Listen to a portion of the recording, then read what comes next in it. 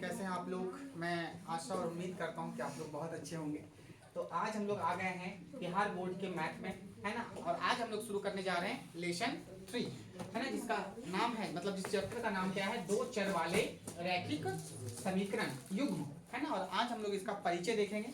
और आज का वीडियो जो है वो पार्ट 1 का वीडियो है, पहला वीडियो है आज लेसन 3 का। चलो बाबू देखो, आपके चैप्टर का नाम क्या है। आपके चैप्टर का नाम है दो चर वाले रैखिक समीकरण, ठीक है। तो पहले इसी को समझ लेते हैं हम लोग। दो चर वाले रैखिक रैखिक समीकरण, रैखिक समीकरण युग्म। सभी बच्चे ध्यान से देखिए। आप लोगों को पता होना चाहिए कि चर का मतलब क्या होता है। ए से लेकर जेड तक को क्या कहते हैं? चर। A B C D E F X Y Z, ये सभी चीजें क्या कहलाती हैं? एल एम एन के सभी क्या कहलाती हैं? चर कहलाती हैं। तो अब यहाँ पे देखो, ये जो चैप्टर है इसको थोड़ा सा अच्छे से समझने का प्रयास करो तुम लोग। यहाँ पे आप लोगों को लिखा गया है दो चर। क्या लिखा गया है? मतलब आपको दो चर लेने हैं। कितने चर लेने हैं? दो चर लेने हैं। और यहाँ पे ध्यान से देखिए, दो चर लेने हैं। और रैखिक समीकरण, रैखिक समीकरण क्या होता है कि यदि चर पे पावर कितना हो जाए, घात, घात कितना हो जाए? एक। देखो आप लोगों को बताए थे द्विघात बहुपद, बताए थे द्विघात बहुपद, द्विघात बहुपद। अच्छा याद रखना, बहुपद ही आगे चल करके क्या बनता है? समीकरण। क्या बनता है? और समीकरण ही बहुपद कहलाता है। तो यहाँ पे सभी बच्चे ध्यान से सुनो। एक था द्विघात बहुपद और एक क्या था बताओ? रैखिक रैखिक बहुपद। पढ़े थे रैखिक बहुपद? आप लोगों को बताया गया था रैखिक बहुपद का रूप क्या होता था? ए एक्स प्लस बी बराबर कितना? और यहाँ पे चर की घात कितनी होती थी? एक। तो याद रखना, दो चर वाले रैखिक समीकरण युग्म, युग्म का मतलब पेयर होता है। क्या होता है? पेयर, जोड़ा। सभी बच्चे ध्यान से सुनो। आप लोगों को अगर दो चर वाले रैखिक समीकरण के बारे में जानना है तो याद रखना, दो ठो आप लोगों को क्या लेना है? चर लेना है। या तो आप ए और क्या ले लीजिए? बी। देखो दो चर लेना है, एक ए और एक बी, दो अलग अलग चर लेना है। दो चर वाले रैखिक समीकरण, ठीक है। हम लोग अब तक जो द्विघात बहुपद में पढ़े वो क्या पढ़े? एक चर वाले रैखिक समीकरण। जैसे द्विघात बहुपद में क्या पढ़ के आए? 4x² + 4x + 6। देखो यहाँ भी x है, यहाँ भी x है, दो जगह x है, दो जगह चर है, लेकिन इसको एक ही चर माना जाएगा, एक चर, एक चर वाला बहुपद। और अब हम लोग क्या पढ़ने जा रहे हैं बताओ? दो चर वाला समीकरण। क्या पढ़ने जा रहे हैं? दो चर वाले समीकरण। अब सभी बच्चे ध्यान से सुनो। या तो तुम दो चर ले लो ए बी, या तो तुम क्या ले लो? बी सी, या तो तुम क्या ले लो? बताओ एक्स वाई, या तो तुम क्या ले लो? मतलब आप लोगों को कोई भी क्या उठा लेना है? दो चर। क्या उठा लेना है? और ये दोनों चरों को आप प्लस कर दीजिए, माइनस कर दीजिए, गुना कर दीजिए, भागा कर दीजिए, कोई दिक्कत नहीं है। जैसे कि मान लो मैंने ये उठा लिया x + y, तो x, मान लो x उठा लिया और y उठा लिया, दोनों को क्या कर दिया? जोड़ के मैं यहाँ कुछ लिख दिया, x + y बराबर क्या? 5। देखो इस पे पावर कितना है? इस पर भी पावर कितना है? पावर कुछ नहीं रहे तो क्या होता है बताओ? ए। मतलब ये कैसा समीकरण है? देखो ये एक समीकरण बन गया। क्या बन गया? ये एक समीकरण। समीकरण कब बनता है? जब हम चर उठाते हैं, अचर उठाते हैं और उसको लिख देते हैं, तो वही क्या बनता है बताओ? समीकरण। जैसे देखो x + y बराबर क्या लिख दिए? 5। तो ये इसमें कितना चर शामिल है? एक चर x है और दूसरा चर y है। तो इसमें कितने चर शामिल है बताओ? दो चर शामिल है। तो ये दो चर वाले समीकरण है। लेकिन इसमें देखो पावर कितना है? एक। यानी ये दो चर वाले रैखिक, क्या बोलो बाबू? रैखिक समीकरण। क्या समीकरण है?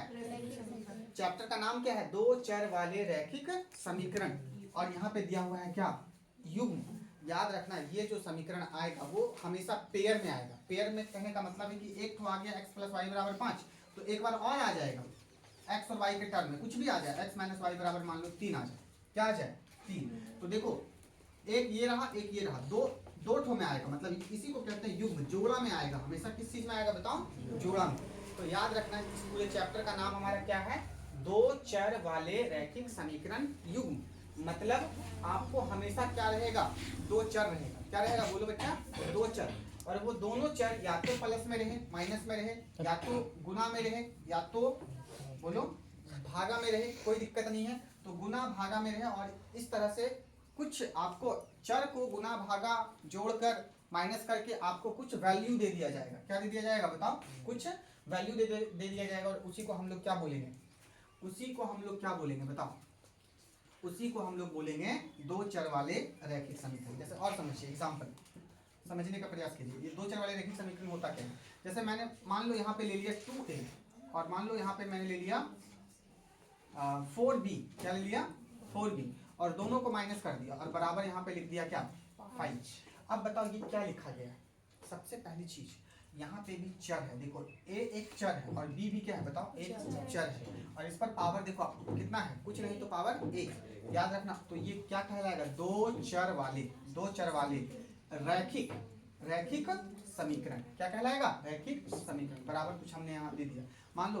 तो याद रखना ये अभी सिंगल लिए हैं, एक और लेना पड़ेगा। यहाँ पे कह रहे हैं युग्म में लेना है। युग्म का मतलब क्या होता है, जब भी तुम x और y लोगे तो हमेशा कितना समीकरण बनेगा, दो समीकरण बनेगा। कितना समीकरण, तो मान लो यहाँ तुम ले लो a और यहाँ तुम ले लो क्या b, a प्लस b बराबर मान लो तुम ले लो कितना 10। तो देखो यही है तुम्हारा दो चर वाले रैखिक समीकरण, और इस समीकरण को हम मान लेंगे समीकरण 1 और इस समीकरण को मान लेंगे समीकरण 2। मतलब जो पहला समीकरण कब बनता है, तो समीकरण तब बनता है जब दो चर आए, क्या आ जाए, और वो दोनों चर को जोड़कर, घटाकर, गुना करके, भागा करके कुछ क्या मिले, संख्या मिले। क्या मिले, कुछ संख्या मिले, है ना। तो देखो एक चर a है और दूसरा चर क्या है बताओ, b है। अब ये दोनों चरों को हमने जोड़ के कुछ संख्या दे दिया, बराबर कर दिया, तो यही क्या बन गया बताओ, समीकरण। क्या बन गया, समीकरण। मान लो मैंने x बराबर ले लिया 2y, तो ये भी क्या बन गया, एक समीकरण बन गया। देखो यहाँ एक चर और यहाँ भी और एक चर, और याद रखना बराबर आ गया। क्या आ गया, तो जब भी बराबर आ जाए और बराबर के इस पार भी कुछ लिखा रहे और बराबर के इस पार भी कुछ लिखा रहे, तब क्या बन जाता है, समीकरण। क्या बन जाता है, तो समीकरण से घबराना नहीं। आपको दो चर रहेगा, उसमें कुछ अचर का वैल्यू भी दिया रहेगा। देखो यहाँ 2 अचर है, 4 क्या है, अचर है, और ये क्या है बताओ, चर है ना। तो अचर, चर और कुछ बराबर के इस पार लिख दिया जाएगा। तो इसी को हम लोग क्या कहते हैं, दो चर वाले रैखिक समीकरण युग्म। क्या कहते हैं, दो चर वाले रैखिक समीकरण युग्म। और हमेशा याद रखना, दो चर वाले रैखिक समीकरण में आप लोगों को ध्यान से सुनना, दो चर वाले रैखिक समीकरण में आप लोगों को समीकरण दिया रहेगा, समीकरण दिया रहेगा, ठीक है। और कितना समीकरण दिया रहेगा, तो युग्म में। युग्म का मतलब क्या होता है, जोड़ा में। क्या चीज में बाबू, जोड़ा में। क्या चीज में दिया रहेगा, जोड़ा में। जोड़ा में जैसे एग्जांपल अगर मैं बोलूँ तो, जैसे मान लो आपको रहेगा x प्लस वाई बराबर 10, आपको रहेगा x माइनस वाई बराबर 4, ऐसे। तो देखो ये रैखिक समीकरण, ये कैसा समीकरण है, x प्लस वाई बराबर 10 और x माइनस वाई बराबर 10। एक समीकरण ये रहा, इसको समीकरण 1 मान लेंगे, इसको समीकरण क्या मान लेंगे, 2। और इस प्रकार से आपको बोलेगा, है ना, कि यहाँ पे दो समीकरण है। दो समीकरण का मतलब युग्म में ये पहला है और ये क्या है बताओ, दूसरा है। यानी कि जोड़ा में एक समीकरण ऊपर एक समीकरण नीचे, और कहेगा ये दोनों समीकरण को हल कीजिए। क्या कीजिए, हल। और हल करके आप लाइए x और y का मान। याद रखना, जब भी दो चर वाले रैखिक समीकरण आपको दिया रहे तो इसमें आपको हमेशा क्या निकालने के लिए बोला जाता है, आपसे कहा जाएगा चर का क्या निकालिए, मान निकालिए, चर का मान निकालिए। तो आपको क्या निकालने के लिए बोला जाएगा, चर का मान निकालिए। क्या निकालने के लिए बोला जाएगा, चर का मान निकालिए। तो चर आपका क्या क्या हो सकता है, चर आपका हो सकता है x और y, चर आपका हो सकता है a और b, चर आपका हो सकता है p और q, चर आपका हो सकता है m और n। बात समझ में आ रही है। तो आपको x का भी मान निकालना है, y का भी मान निकालना है, a का भी मान निकालना है, b का भी मान निकालना है, p का भी मान निकालना है और q का भी मान निकालना है, m का मान निकालना है और बताओ n का मान निकालना है। तो इस प्रकार से क्वेश्चन ऐसे ही रहेगा, क्वेश्चन ऐसे ही रहेगा और आपसे कहा जाएगा कि आप चर का मान निकालिए, मतलब x और y का वैल्यू निकालिए। तो याद रखना बाबू, x और y का वैल्यू कैसे निकालेंगे, सभी बच्चे ध्यान से सुनिए।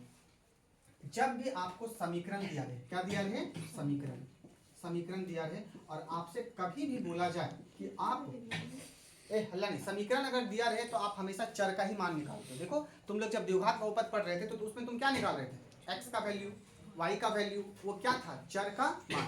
तो चर का मान हमेशा निकाला जाता है। तो मान लो तुम्हारा जो चर रहेगा उसी का वैल्यू तुमको निकालने के लिए बोला जाएगा। तो देखो समीकरण यानी चर का मान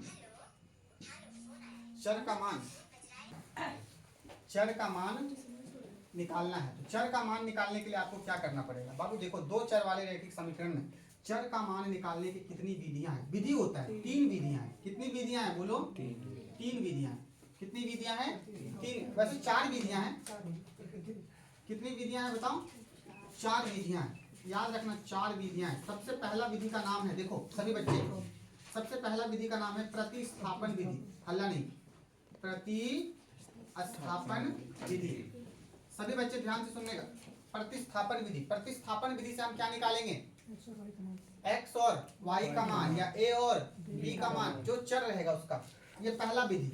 दूसरा विधि क्या है? विलोपन विधि। क्या है बताओ? विलोपन विधि। इसको अपने कॉपी में आप लोग लिख लेना, विलोपन विधि। चलिए तीसरा विधि, अभी सभी विधियों पे हम चर्चा करेंगे, ठीक है, बारी बारी से। वज्र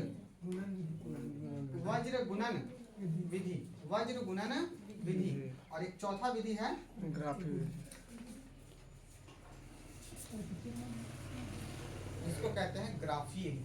क्या कहते हैं? ग्राफीय विधि। ग्राफ से हल करेंगे। क्या करेंगे?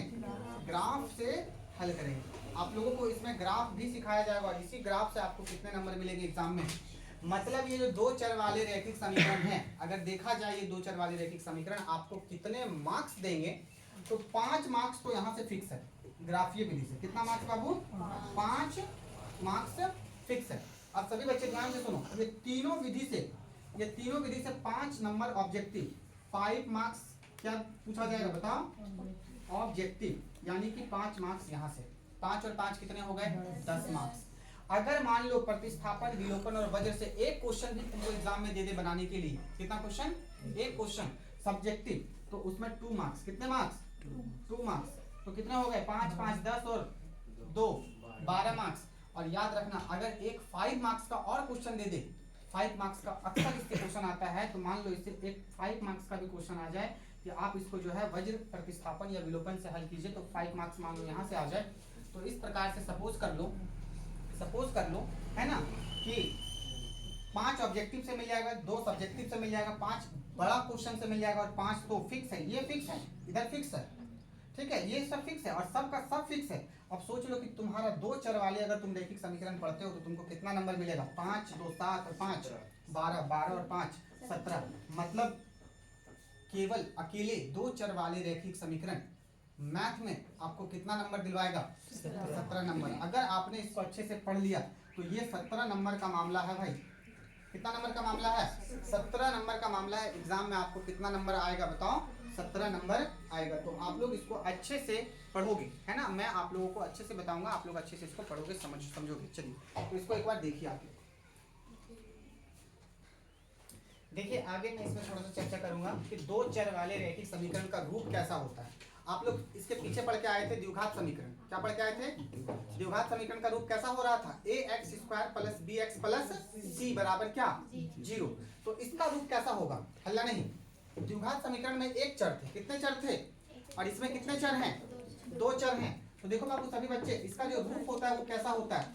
याद रखना, इसका जो रूप होगा वो होगा ax + by। क्या होगा? by और प्लस क्या होगा? c बराबर क्या हो जाएगा? 0। क्या हो जाएगा? 0। सभी बच्चे ध्यान से सुनो, ax + by + क्या?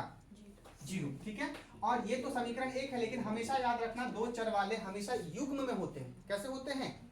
युग्म में। युग्म का मतलब क्या है कि अभी एक तो लिखे हैं, अभी एक तो क्या लिखना पड़ेगा? और लिखना पड़ेगा। क्या लिखना पड़ेगा? तो इसको मान लेंगे हम लोग समीकरण नंबर क्या? 1। क्या मान लेंगे? समीकरण नंबर 1। और फिर दूसरा लिखेंगे, दूसरा भी इसी तरह से लिखेंगे ax + by + c बराबर कितना? 0। और इसको क्या मान लेंगे? समीकरण नंबर 2। क्या मान लेंगे? और यही है आपका 2 चर वाले रैखिक समीकरण का रूप। लेकिन अभी ये कंप्लीट नहीं हुआ है। अब देखो यहाँ पर, यहाँ भी a है और यहाँ भी a है, यहाँ भी b और यहाँ भी b, यहाँ भी c और यहाँ भी c। तो देखो इसको कैसे करेंगे? ये समीकरण 1 है तो इसीलिए सब जगह क्या यहाँ लिखेंगे? a1। यहाँ क्या लिखेंगे? b1 और यहाँ क्या लिखेंगे? c1। समीकरण 1 है इसीलिए a1 लगा दिए, b1 लगा दिए और क्या लगा दिए? c1 लगा दिए, ठीक है। और देखो ये समीकरण 2 है तो यहाँ a के पास क्या लगा देंगे? 2, b के पास क्या लगा देंगे? 2 और c के पास क्या लगा देंगे? 2। तो इस प्रकार से a1 b1 c1 पहला समीकरण हुआ, a2 b2 c2 ये दूसरा समीकरण हुआ, ये दूसरा समीकरण हुआ। तो ये जो रूप है ये किसका रूप है बताओ? दो चर वाले रैखिक समीकरण का। हाँ, अब यहाँ x और यहाँ y है, तो हो सकता है कि यहाँ m और n आ जाए, यहाँ p और q आ जाए, यहाँ बड़ी a और बड़ी b आ जाए, है ना। तो ये छोटी abc है, ये छोटी abc है, ये चर नहीं है, ये अचर का वैल्यू होता है। छोटी abc किसका वैल्यू होता है बताओ? अचर का वैल्यू होता है। चलो, तो ये तुमको समझ में आया होगा कि ये किसका रूप होता है बताओ? दो चर वाले रैखिक समीकरण का। किसका रूप होता है? दो चर वाले। डायरेक्ट आता है क्वेश्चन एग्जाम में, आप लोग अभी ऑब्जेक्टिव हल करोगे तो पता चलेगा। ये क्वेश्चन डायरेक्ट एग्जाम में पूछा जाता है। चलो देखते हैं। अब यहाँ पर थोड़ा सा एक ग्राफ में तैयार करूंगा, है ना। ये ग्राफ आप लोगों के लिए क्या बन जाएगा? इंपॉर्टेंट। देखिएगा नीचे, लाइटिंग तो नहीं आ रहा है।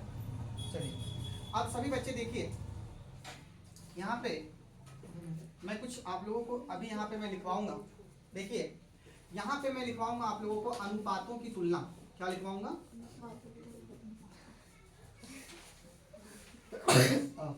सॉरी, अनुपातों की तुलना, है ना। अनुपातों की तुलना। उसके बाद यहाँ पे मैं लिखवाऊंगा आप लोगों को ग्राफीय निरूपण।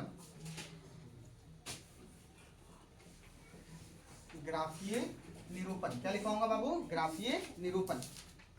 यही है किताब, यही कह रहा है। हाँ, ग्राफीय निरूपण। और फिर मैं आप लोगों को लिखवाऊंगा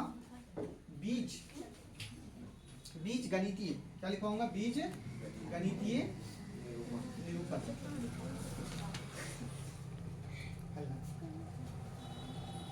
देखो, आपको यहाँ पे कभी कभी क्या बोला जाएगा? आपको बोला जाएगा कि आप तुलना कीजिए। क्या कीजिए? तुलना कीजिए कि दिया गया समीकरण कैसा है। दिया गया समीकरण कैसा है। तो बाबू आपको हमेशा तुलना करना पड़ेगा। तुलना हमेशा a और a के बीच होगा, b और b के बीच होगा, c और c के बीच होगा। तो तुलना अनुपात, अनुपात का मतलब बटा होता है। आप ले लो एक बार a1 और बटा क्या ले लो? a2, है ना। और एक बार क्या ले लो? b1 और बटा क्या ले लो? b2। और अगर ये दोनों आपस में बराबर नहीं हुआ, ये दोनों अगर आपस में बराबर, सभी बच्चे ध्यान से सुनो, यहाँ पे क्या लिखा गया है? अनुपातों की तुलना। अनुपातों की तुलना। तो किसकी अनुपात? किसका अनुपात? तो पहला समीकरण और दूसरा समीकरण में a और a का अनुपात, b और b का अनुपात, c और c का अनुपात। तो देखना, यहाँ देखने का प्रयास करो। a1 बटा a2 लिए, b1 बटा b2 लिए। अभी ध्यान से देखो, जब क्वेश्चन बनाएंगे तो और ज्यादा क्लियर होगा। a1 बटा a2 बराबर b1 बटा b2 बराबर नहीं है ना। तो यहाँ पे अब जब यही दोनों बराबर नहीं है तो c1 और c2 नहीं लेंगे। तो जब दो चीज आपस में बराबर ना हो, a और b आपस में बराबर ना हो, a का अनुपात और b का अनुपात जब आपस में बराबर नहीं हो, तो उसका जो ग्राफीय निरूपण होता है, जब हम उसको ग्राफ में हल करेंगे, कहाँ हल करेंगे बोलो? ग्राफ में हल करेंगे। तो ग्राफ कैसा आएगा पता है? प्रतिच्छेदी। कैसा आएगा? प्रतिच्छेदी रेखा। कैसा आएगा बताओ? प्रतिच्छेदी रेखा। प्रतिच्छेद करती रेखाएं, प्रतिच्छेद करती रेखाएं प्राप्त होगी। सभी बच्चे ध्यान से सुनो। जब a1 बटा a2 बराबर नहीं होगा b1 बटा b2 का, तो जो रेखाएं होंगी वो कैसी? ग्राफीय निरूपण कैसा होगा? प्रतिच्छेद करती रेखाएं। आगे समझेंगे, घबराना बिल्कुल नहीं। इसका केवल कितना हल होगा? केवल एक हल। और केवल एक हल को हम लोग क्या कहते हैं? अद्वितीय। क्या कहते हैं? अद्वितीय हल। अद्वितीय का मतलब होता है दो नहीं। दो नहीं तो कितना? एक। अ का मतलब नहीं, दो, द्वि का मतलब दो। अद्वितीय हल। अद्वितीय हल का मतलब होता है केवल एक हल। केवल कितना हल? एक हल, है ना। ये तो नंबर 1 था, ये क्रम संख्या है, क्रम संख्या। और यहाँ पे नंबर 2, नंबर 2 में आपको अनुपातों की तुलना करना पड़ेगा। तो अगर आपको a1 बटा a2 बराबर हो गया, किसका? b1 बटा, लेकिन बराबर नहीं हुआ c1 बटा c2 का। सभी बच्चे ध्यान से सुनो, हमें अनुपातों की तुलना करना है। a1 बटा a2, b1 बटा b2, c1 बटा c2। तो a1 बटा a2 बराबर हो गया b1 बटा b2। जब एग्जांपल लेंगे, क्वेश्चन लेंगे तो समझ में आएगा। अभी यहाँ पे बस लिखवा दे रहे हैं आप लोगों को c1 बटा c2। तो इसका जो ग्राफ प्राप्त होगा वो कैसा ग्राफ प्राप्त होगा? याद रखना, समांतर रेखाएं, समांतर रेखाएं प्राप्त होंगी, हल नहीं। और इसके कितने हल होंगे? इसके कोई हल नहीं होंगे। इसके कोई हल नहीं होंगे। ये काम आएगा और इसी से डायरेक्ट एग्जाम में क्वेश्चन पूछा जाता है, ठीक है। अब तीसरा जो आएगा, तीसरा वो क्या रहेगा, a1 बटा a2 बराबर है b1 बटा b2 और फिर से बराबर है। सभी बच्चे ध्यान से सुनो, पहला में a1 बटा a2 बराबर नहीं है b1 बटा b2 का, तो ये स्थिति बनेगी। दूसरा में a1 बटा a2 बराबर हो गया b1 बटा b2 का, लेकिन बराबर नहीं हुआ किसका, c1 बटा c2 का। तो देखो ये स्थिति बनेगी, ग्राफ में ये स्थिति, और बीजगणित में जब अंक निकालेंगे, वैल्यू निकालेंगे तो ये स्थिति बनेगी। और जब तीनों आपस में क्या हो जाए, a1 बटा a2 बराबर है b1 बटा b2 बराबर है c1 बटा c2, तो क्या होगा, तो याद रखना ग्राफीय निरूपण में होगा समपाती रेखाएं। कैसी रेखाएं होंगी, और जब हम ग्राफ बताएंगे तो बताएंगे कि प्रतिच्छेदी रेखा क्या होती है, समांतर रेखा क्या होती है, ठीक है। ग्राफ बताएंगे तो अभी लिख लो सिर्फ, समपाती रेखाएं प्राप्त होंगी, और समपाती रेखाएं प्राप्त होंगी, और इनके कितने हल होंगे, इसके अनेक हल होंगे। इसके कितने हल होंगे बताओ, अनेक हल, मतलब x और y का कई वैल्यू निकलेगा, इसके अनेक हल होंगे। तो आपसे डायरेक्ट ऑब्जेक्टिव में ये क्वेश्चन पूछता है कि आपको दे देगा कि a1 बटा a2 बराबर नहीं है b1 बटा b2 का, तो इसका बताइए ग्राफ कैसा होगा। वहाँ 4 ऑप्शन दे देगा, प्रतिच्छेदी रेखाएं, समांतर रेखाएं, समपाती रेखाएं, इनमें से कोई नहीं।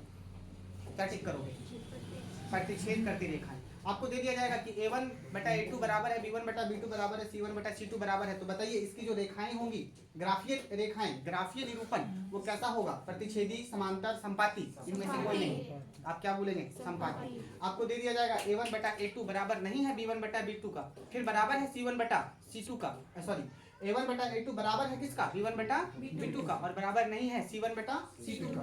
तो बताइए इसके कितने हल होंगे, केवल एक हल, केवल दो हल, अनेक हल, इनमें से कोई हल नहीं, कोई हल नहीं, तो कोई हल नहीं। इसको याद रखना, इसको याद करने का ट्रिक क्या है, आपको कहना है a1 बटा a2 बराबर नहीं है b1 बटा b2 का, तो ग्राफ कैसा मिलेगा, प्रतिच्छेदी रेखाएं।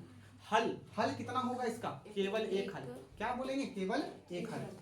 a1 बटा a2 बराबर है b1 बटा b2 का, बराबर नहीं है c1 बटा c2 का, तो बताइए इसका जो ग्राफ होगा वो कैसा रेखा होगा, समांतर रेखा। आगे बताएंगे अभी, ठीक है। इसमें जो इसके कितने हल होंगे, कोई हल नहीं, इसके कोई हल नहीं, इसके एक भी हल नहीं होंगे। फिर देखो अनुपातों की तुलना में a1 बटा a2 बराबर है b1 बटा b2 का, फिर बराबर है क्या, c1 बटा c2 के, है ना। तो बताइए इसमें जो ग्राफीय इसका होगा वो कैसा होगा, बताओ कैसी रेखा होगी, संपाती रेखा होगी। कैसी रेखा होगी, संपाती रेखा होगी। और इसमें कितने हल होंगे, अनेक हल। तो ऐसे डायरेक्ट ऑब्जेक्टिव लड़ता है, ठीक है। डायरेक्ट क्या आता है, ऑब्जेक्टिव आता है। तो आज यही आपका दो चर वाले रैखिक समीकरण का कुछ एग्जाम्पल है, ठीक है, और कुछ परिचय है। और इसके बाद जो है अब आप लोगों को प्रश्नावली है ना, नेक्स्ट क्लास में प्रश्नावली 3.1, इसका जो प्रश्नावली 3.1 है वो हम लोग चर्चा करेंगे। और हम लोग बारी बारी से सीखेंगे प्रतिस्थापन विधि से कैसे हल करते हैं समीकरण, विलोपन विधि से कैसे हल करते हैं समीकरण, और वज्र गुणन विधि से कैसे हल करते हैं समीकरण, ठीक है। तो आज के लिए बस इतना ही। इसको आप लोग अपने कॉपी में अच्छे से लिखोगे। बहुत बहुत धन्यवाद आप लोगों का वीडियो को देखने के लिए।